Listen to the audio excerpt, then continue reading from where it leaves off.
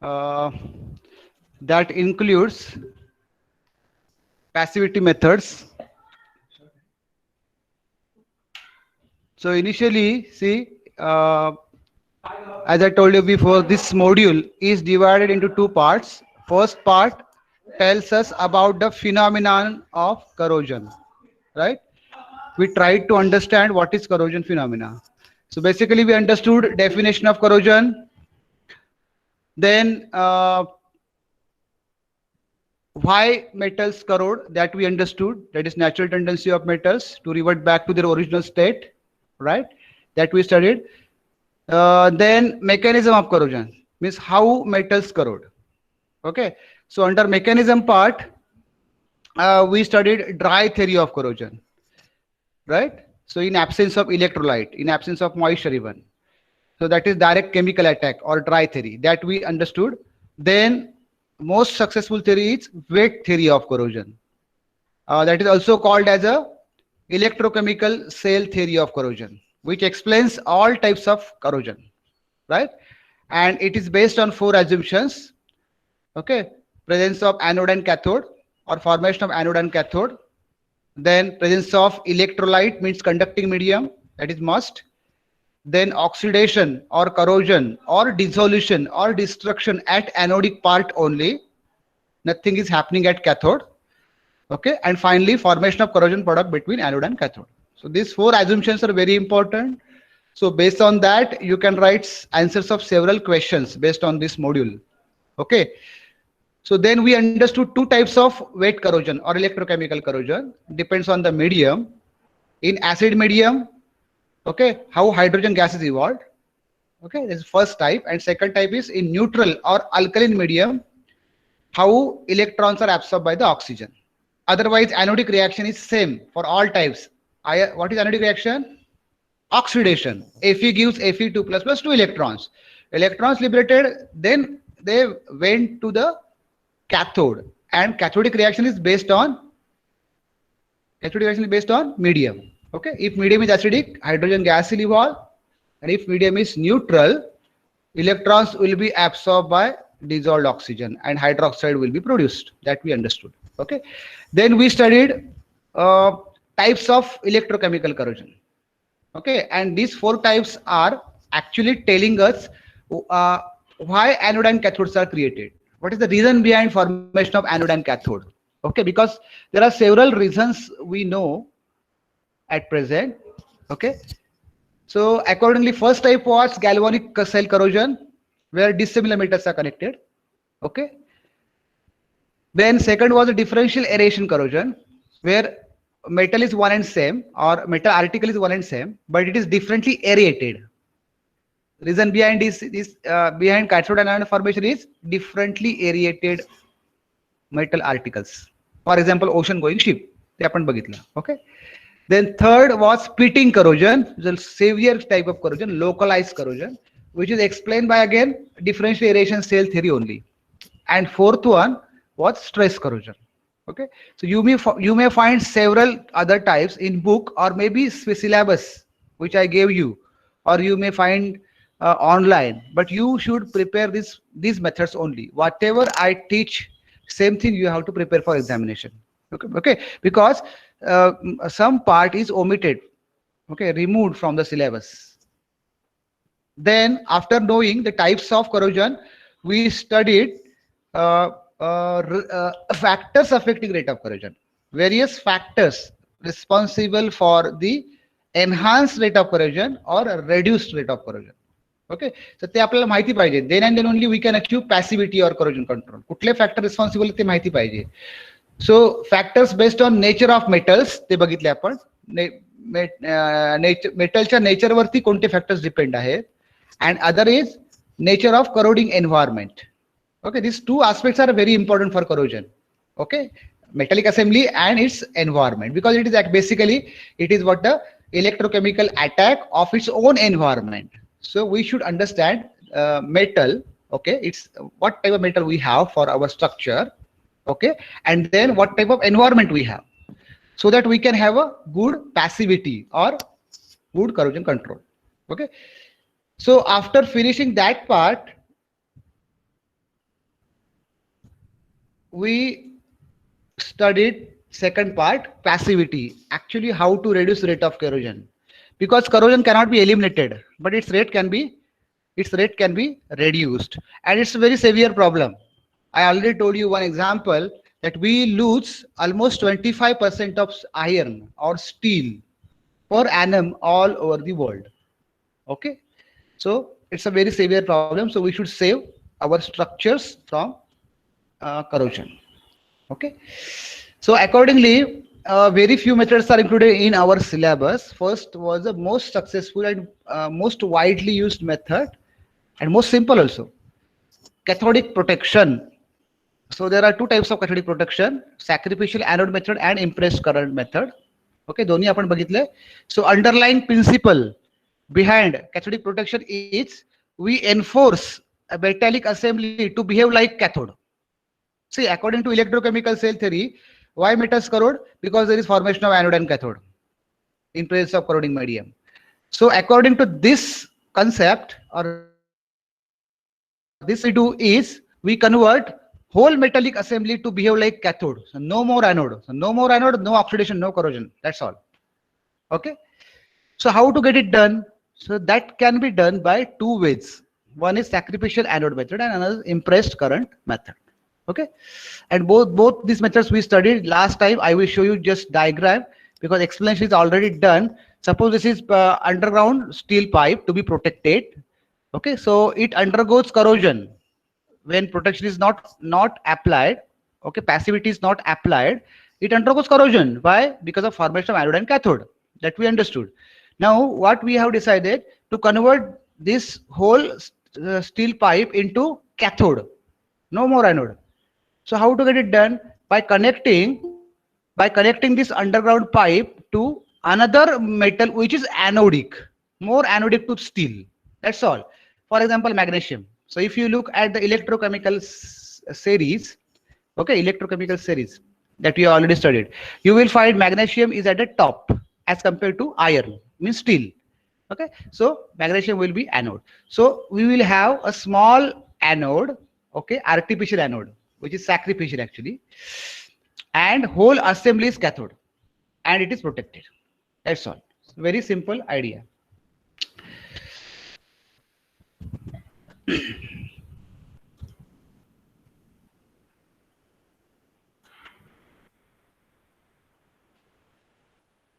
Now another method of cathodic protection is this is done. This is sacrificial anode method. Another is impressed current method. So that pipe can be converted. This pipe can be converted into cathode by passing impressed current through it. Okay, it's very simple logic. So what we should do? We should make it cathode. We should make it cathode of the circuit. How to make it cathode? By connecting it to the negative terminal of the battery. You see, negative terminal is connected to the assembly to be protected. So this may be pipe, this may be tank, this may be ship hull, okay, transmission line towers, okay, marine structures. Okay, so just convert it into cathode by connecting it to the negative terminal of the power supply. That's all. And positive terminal to the another anode. So most widely used is graphite. So impressed current is passed through it, so it becomes more and more cathodic. So no more anode, no corrosion. That's all. Okay, that we studied last time.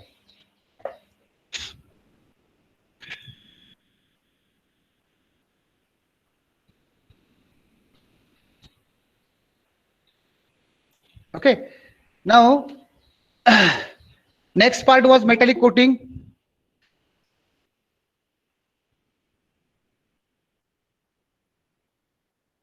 Okay, the next part was metallic coating.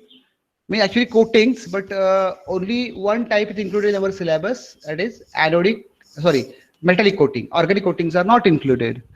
Now metallic coating can be anodic coating or cathodic coating. So anodic coating is galvanizing, cathodic coating is tinning. Okay, so last time we studied both the processes, means how to apply. I will show you the chart, then you can understand. This is what the galvanizing of iron sheet that we understood. Okay, how to apply zinc on steel. So first is preparation of surface, right? Then actually coating by dipping into zinc bath, and then rolling, and then heat treatment, annealing. That these are what the various steps involved, or we can say the flow chart.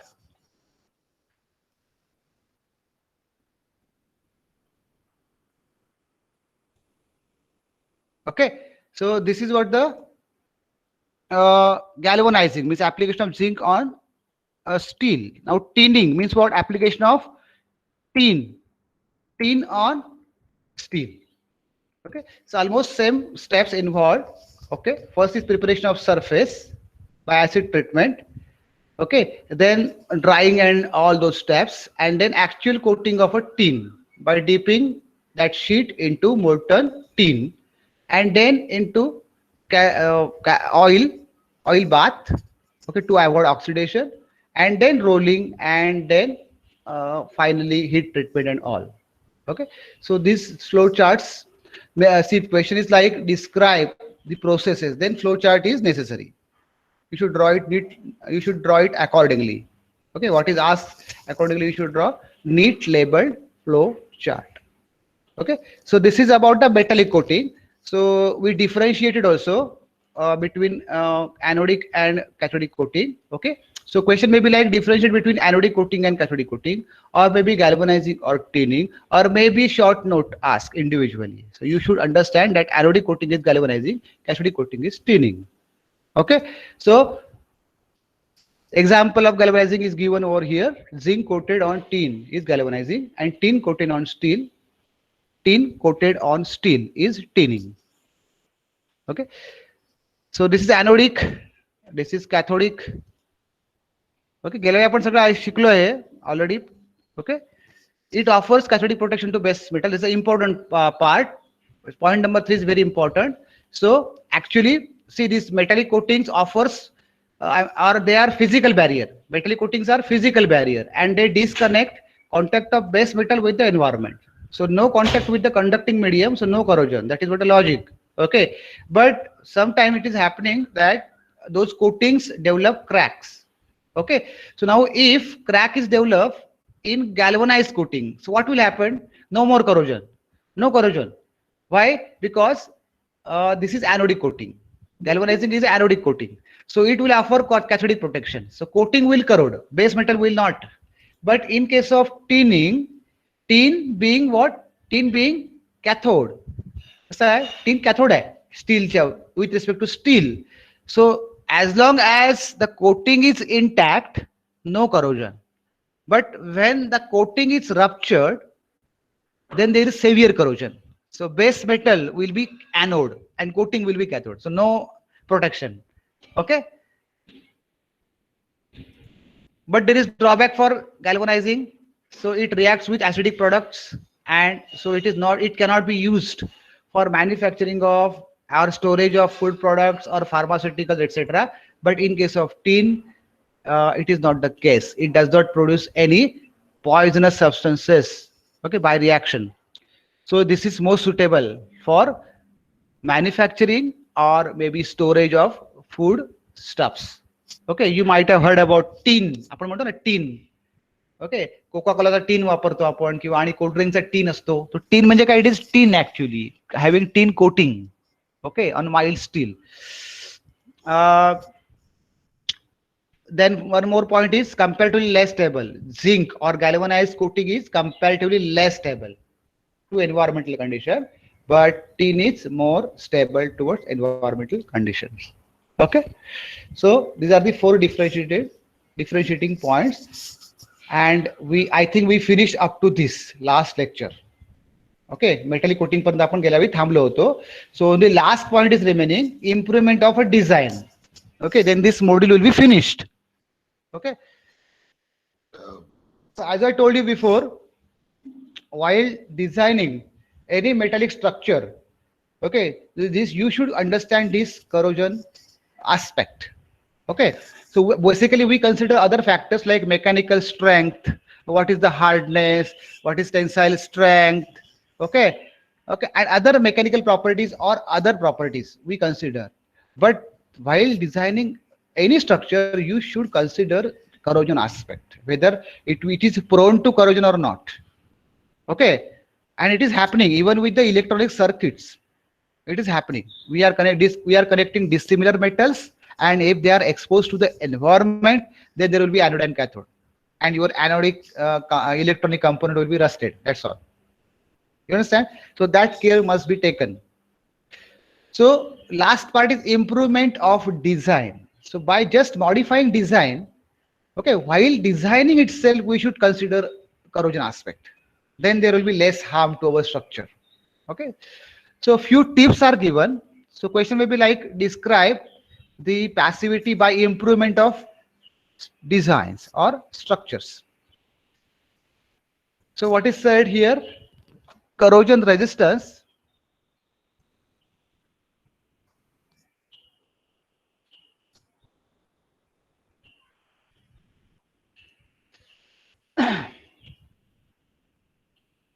Corrosion resistance of metal parts can be improved by improving the design.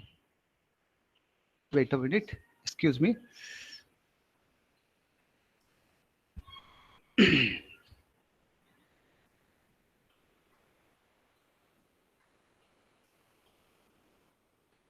Okay. So corrosion of metal parts can be improved by improving design. Okay, local stresses should be avoided. These are the tips given while designing some structures. Maybe simple structure or maybe complicated or mega structures. You should take care of this. Local stresses should be avoided. Otherwise, there will be stress corrosion. Okay. Bolts and rivets should be replaced by welding. Now, when two metal parts are to be connected, so basically we can use bolts and rivets by joining them together. Okay, but what this corrosion aspect expects, so we should replace bolts and rivets by welding. So usually we should join two parts by welding process. You understand? Rather than bolts or rivets, because their stagnant areas are created which are differentially aerated. I will show you the designs.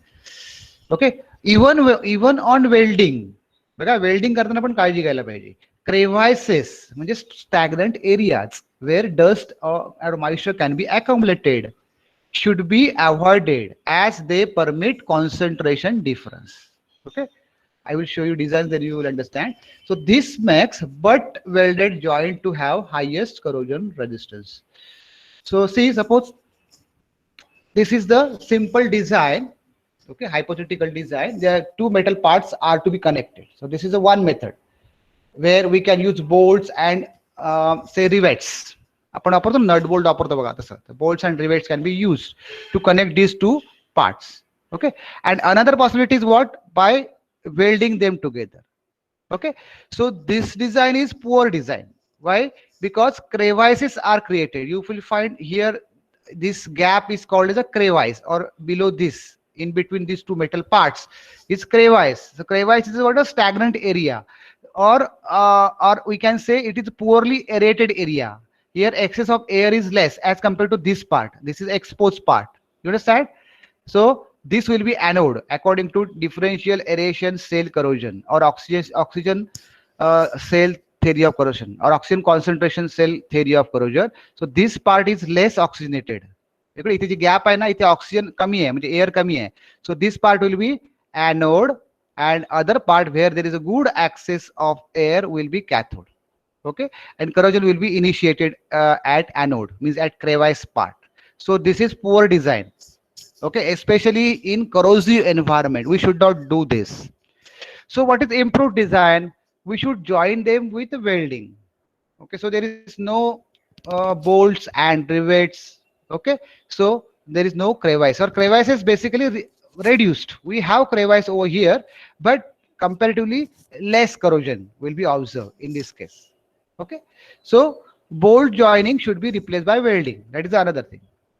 Now welding can also be done in a better way. So what is this? This is what a best design.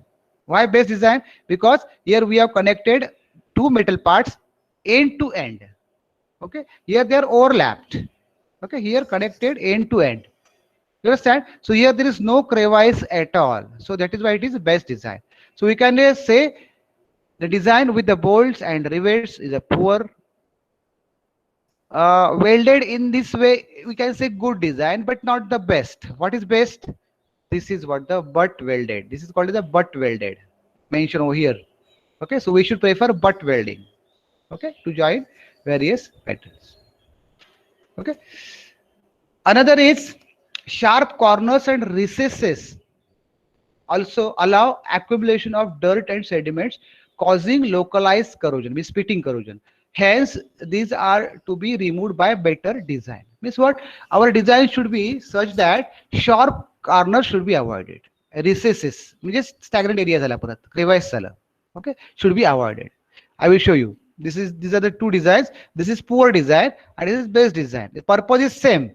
So here we will find a sharp corner and recesses. This is what a fault in design, this extra part, unnecessary part. So this is recess or stagnant area where dust can be accumulated, and this part is very difficult to flush or clean.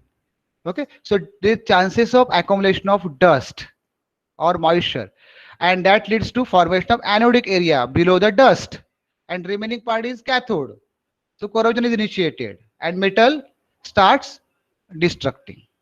So we should avoid sharp corners, recesses, etc. You understand? So in examination, you need to draw these designs, okay, to explain your point. And so what is the best design then? Same purpose. What is the best design? Okay, welding in this way. There is no sharp corner. So see, in this case, welding is done at the corner, which is not good practice. This is wrong practice. It creates accumulation of dirt. So welding is done over here, extended part. Okay, and then it is extended further. So here we have got a smooth corner. Okay, smooth bend. So this can be flushed very nicely, and there is no crevice. Okay, so this is good design. Also, there is no stress. You understand? So this is best design. So okay, so design aspect is very important. While designing any machine structure, whatever, you should consider this aspect. Whether we are creating crevices or stagnant area or not, differently aerated parts or not, that we should think. Otherwise, our structure will be collapsed soon by corrosion. Okay. Then another part is equipments like storage tanks and especially reactors, okay, should be supported on legs to allow free circulation of air. Okay, no differential aeration areas, no crevice. This prevents formation of stagnant areas. Okay, stagnant area. So this is poor design. Suppose this is a steel tank, okay, chemical storage tank, or maybe water storage tank. So this is poor design. Why? It is kept directly on floor. So this part of this tank, this part is less oxygenated, having less access of air as compared to this upper part, upper whole part. Okay, here is good access of air, but here less access of air. So this part will become anode as compared to upper part. This is cathode, and it will start corroding from the bottom. Okay, so our design should not be like this. It creates stagnant areas that leads to formation of anode. But if you look at this is best design. Okay, because it allows free circulation of air and proper drainage and easy washing. बघा सगळे purpose आपले इथे fulfil होतात. It is supported on legs. This is what a storage tank now. Okay. So if you will find there is no stagnant area created. This good access of air all over the structure.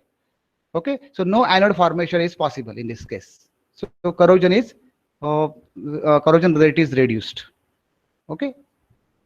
So whenever we need such assembly, we should support them on legs. Even reactors also, we should not keep them or directly on floor. Okay. So this is all about the design part. So these are few examples given to you. There are several examples can be given, but we don't want all examples. These 3-4 examples are enough for your understanding and study, and also for examination. Okay. So this is what the end of this module. So whatever there on the slide, you prepare accordingly. No extra point you should prepare. You can refer another material or book. That is not the issue. Okay.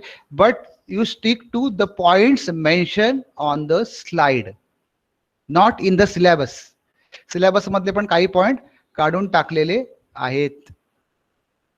Okay. So this is the one of the biggest module of the syllabus. Now let us turn to the another module, which is again biggest. Okay, weightage is approximately 25, something like 25 marks. Okay, see, wait a minute.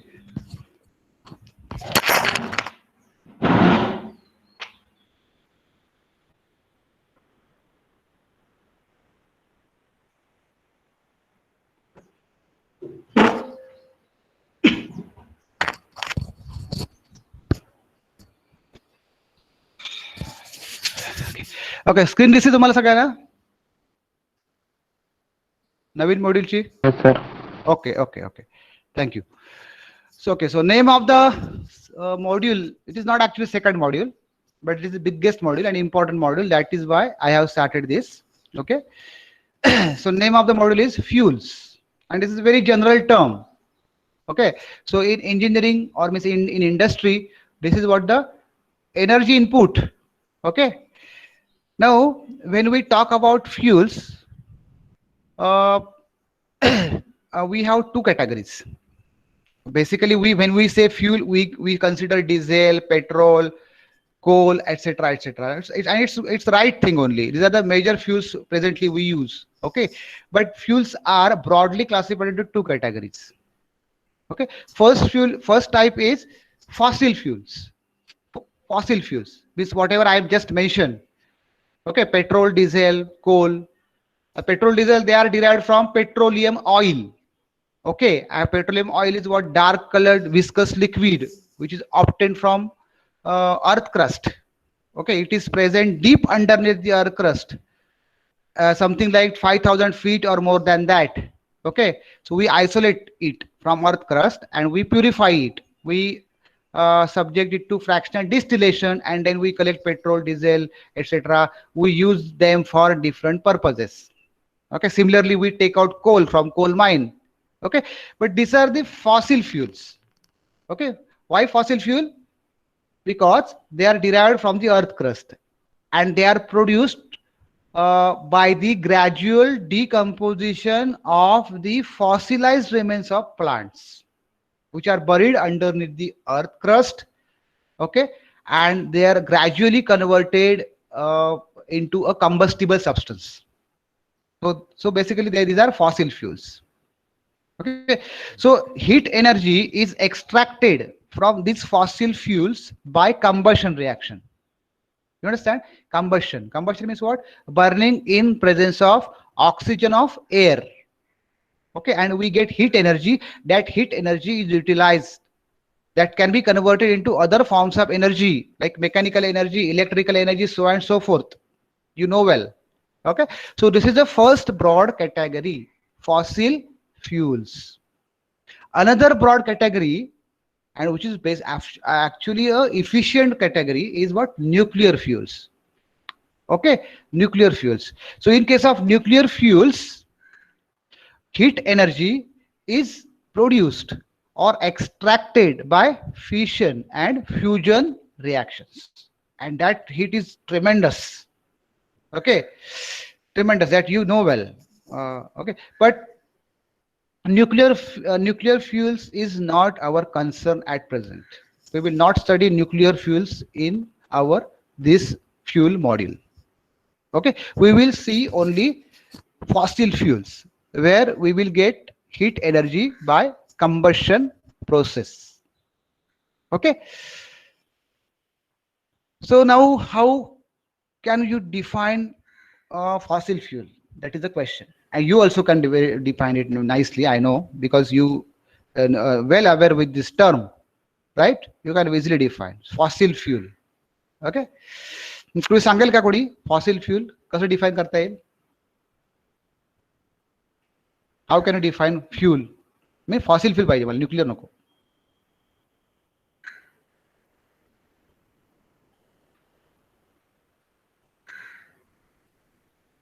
Okay, I will tell you the definition. So you can say it is the energy input. Okay, so fuel is any substance by which heat energy can be generated. He पण definition झाली त्याची. Okay, but basically we define fuels is any substance, okay, which on being burnt in air. So here what the combustion, burning in air. Okay, so fuel म्हणजे काय? Fossil म्हटले बघा इथे fossil.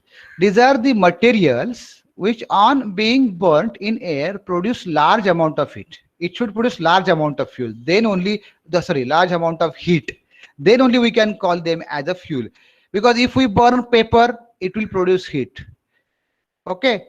If we burn wood, it will produce heat. But that is not that is not useful for us in engineering. Okay.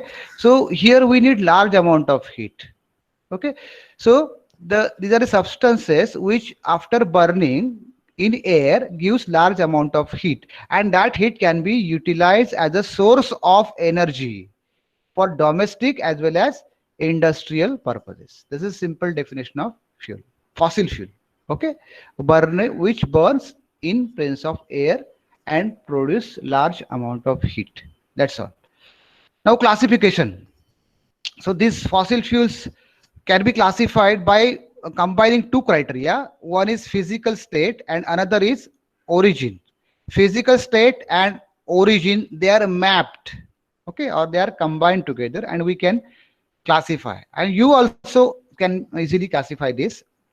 Okay, physical state, natural. Physical state is one criteria, and this is origin. Fuel can be natural or primary, or fuel can be prepared or secondary or artificial. Okay, so can somebody tell me the first physical state of fuel? सांगा बघूया physical state काय असतात fuelच्या? Fuel existed in which physical states? बोला.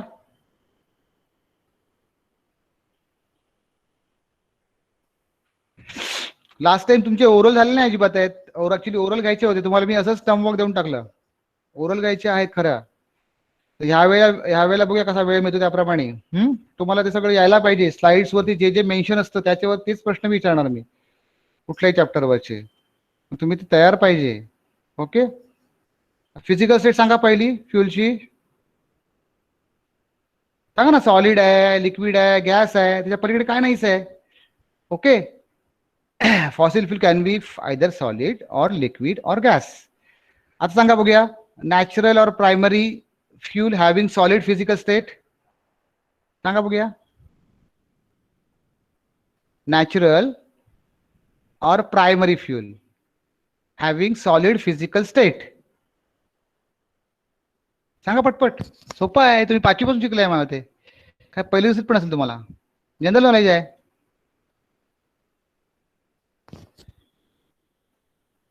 सांगा ना, दाभोळकर सांग. Late कमर.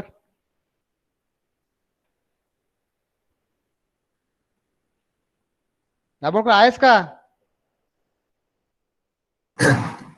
सांग ना मग मला एखादा फ्यूल सांग असं ज्याचे फिजिकल स्टेट सॉलिड आहे आणि ते नॅचरली ऑकरिंग आहे, म्हणजे प्रायमरी म्हणतो आपण त्याला.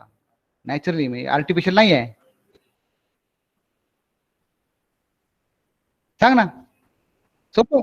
Charcoal. Correct, charcoal. Okay, charcoal नाही, चारकोल हे सेकंडरी मध्ये येतं. चारकोल सेकंडरी मध्ये येतं. बरोबर सांगितलंस तू, सॉलिड आहे ते, but that is not primary. मला प्रायमरी पाहिजे, नॅचरल. वूड आणि कोल नाही का, वूड अँड कोल, बरोबर ना. आपण कोल माइन मधून घेतो, पण तू म्हणतोस charcoal. Charcoal is derived from coal. So that is not primary, that is secondary. Or coke. Coke is also produced by carbonization of coal. Okay, coke is obviously the best fuel, the white color mass. Okay, but that is secondary. Charcoal and coke. Wood आणि coal हे primary असतात. ठीक आहे. आता liquid आहे आणि natural आणि primary आहे. कोण सांगेल? पटपट सांगा. Having natural origin or primary origin.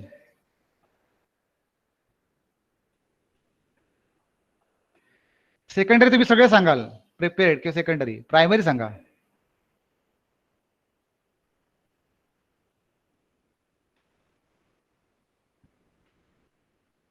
Petroleum oil, crude oil म्हणतो आपण त्याला. Petroleum oil, crude oil, rock oil. Okay, it is dark colored viscous liquid. It is obtained from the petroleum oil well. Okay, ते पेट्रोलियमच्या विहिरी असतात ना, त्यातून काढतात बाहेर ते. Okay, it is dark color viscous liquid and it is basically mixture of various hydrocarbons. It is mixture of several liquid fuels and also semi-solid or solid fuels. Okay, so from petroleum oil we take out petrol, diesel, kerosene, naphtha. So these are the prepared or secondary fuels. Okay, then gas, natural gas. Okay, natural gas. It is present in the same well, petroleum oil well only. Okay, and from natural gas we take out CNG, compressed natural gas, liquefied petroleum gas, LPG, and we store in a cylinder. So that is secondary or prepared. Or maybe coal gas is another example of prepared or artificial gas. Okay, so this is what the broad classification of fossil fuels based on physical state and their origin. Okay, now characteristics of a good fuel or criteria for selecting a fuel. This is very important.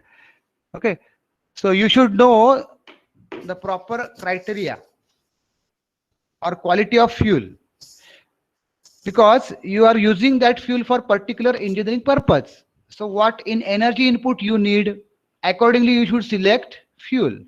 So that fuel may be a coal or maybe any other fuel. Okay, so what are the characteristics? Let us see that. The first and most important characteristics of fuel is calorific value.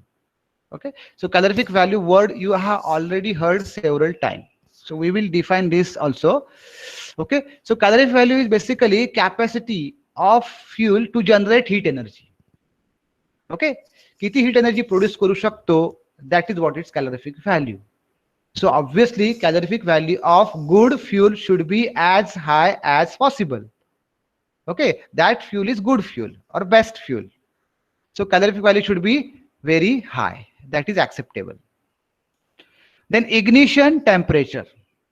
The ignition temperature, you must have heard about it. In case of petrol engine, diesel engine, you need to initiate combustion, initiate fire in that engine. Okay, so what should be ignition temperature? It should be high or low.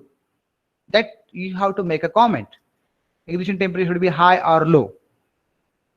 Okay, so let us consider both the cases. Suppose ignition temperature is high. Ignition temperature of some fuel is high. What will happen? Okay, it will not catch fire easily. Okay, it will take time for ignition and starting of the engine consequently, which we don't want. So ignition temperature should not be very high. You understand? There is difficulty in initiation only. Initiation of a fire, starting of the engine. Now, if ignition temperature is low, what will happen? Ignition temperature low म्हणजे काय? It will catch fire very easily, even during transportation and storage. That also we don't want. So ignition temperature should not be very high, should not be very low. It should be moderate. It should be moderate. Then cost and transportation are very easy to understand. Cost should be low, transportation should be easy. It should be cheap. Okay, it should be cheap, easily available, and easy to transport. Then moisture content. Now moisture content means what? Presence of water. Okay, so water is not combustible matter. This is actually impurity in case of coal. if we talk about coal, moisture content of coal should be low. If it is high, then it will increase weight. Actually, it will increase weight, unnecessary weight. It will increase its transportation cost. Unnecessary weight is increased. And also, most important thing is it will decrease calorific value.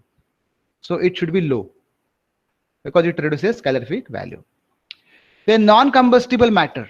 So even after removal of moisture, it contains some impurities which are non-combustible. For example, ash, which is always there in coal. Okay, so definitely it will increase unnecessary weight, transportation cost. So ash should be as low as possible because it reduces calorific value.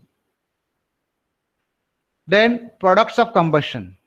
So when we heat or burn any material, say coal, what will happen? Products are always produced. Maybe gaseous products or maybe solid product. Okay, so it should not produce poisonous and polluting substances. It should not be harmful to our environment. That is acceptable. Okay, that fuel we should use. Then pyrometric effect. This is again important parameter we consider. It is actually highest temperature obtained with the fuel. Highest temperature that can be produced with any fuel is called as a pyrometric point or pyrometric temperature of that particular fuel. So obviously it should be as high as possible, because if pyrometric effect is high, heat produced will be high. You understand? So this is what the various criteria we use while selecting fuel, any fuel. Okay. Now coming to the calorific value, the first important property of any fuel.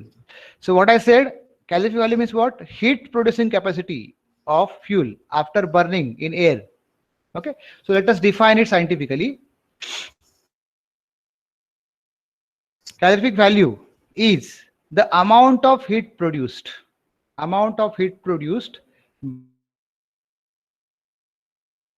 combustion of unit mass of fuel. बघा definition क्या केली? It is the amount of heat produced by complete combustion of unit mass of fuel.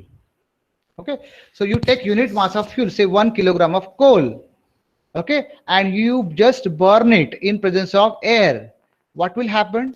All combustible elements present in coal will burn and they will produce heat, because while burning they undergo combustion, and combustion is what? Exothermic reaction, and heat is produced. Okay, so we can measure that amount of heat produced. Okay, and we can obtain its calorific value. So basically calorific value is calories per gram or kilocalories per kilogram. Okay, that means calories of heat obtained by burning of a unit quantity of a fuel. Is happening combustion. So there are two types of calorific values. One is HCV, or also called as the GCV.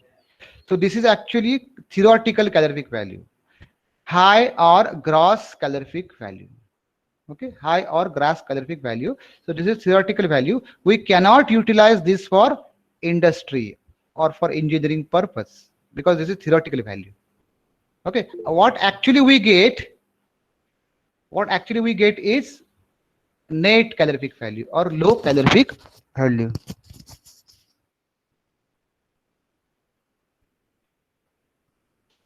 Okay, what actually we get is a low calorific value or net calorific value. You understand?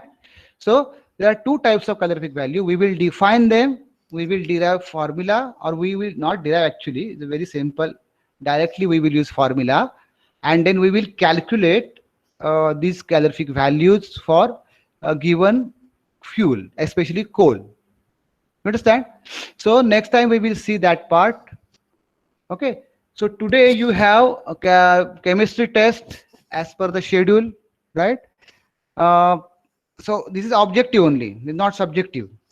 15 marks test will be there, and I think at 2 o'clock it will start, right? So you be ready for that. Okay, so this is your regular Monday test. This is not your UT. This is not your UT, but this is equally important for your term work especially. You understand?